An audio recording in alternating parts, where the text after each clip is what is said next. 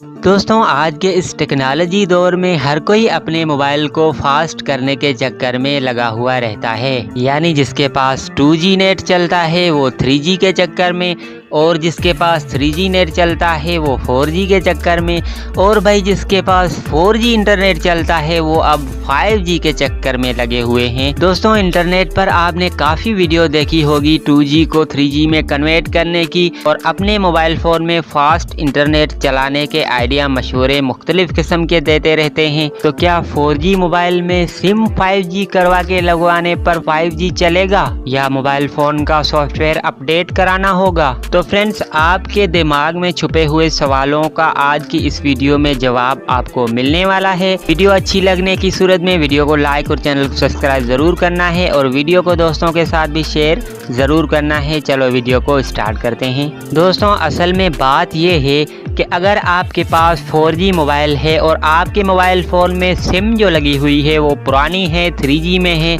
तो वो सिम आप 4G में कन्वर्ट कराएंगे तो आपके मोबाइल में 4G इंटरनेट बिल्कुल चलेगा। और अब बात आती है 5G पर।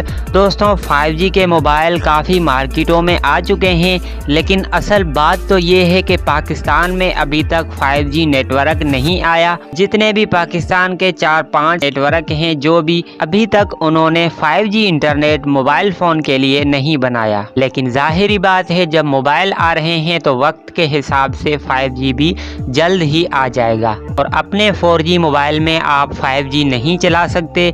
5G इंटरनेट चलाने के लिए आपको मोबाइल फ़ोन 5G चाहिए होगा। उसके बाद पाकिस्तान में 5G इंटरनेट आने के बाद आपने सिम कन्वर्ट करवा के 5G करवानी होगी, तभी जाके आपके मोबाइल में 5G इंटरनेट चलेगा। वीडियो अच्छी लगने की सूरत में वीडियो को लाइक और दोस्तों के साथ शेयर ज़रूर कीजिए। मिलते हैं किसी न्यू अपडेट के साथ। अल्लाह हाफिज़।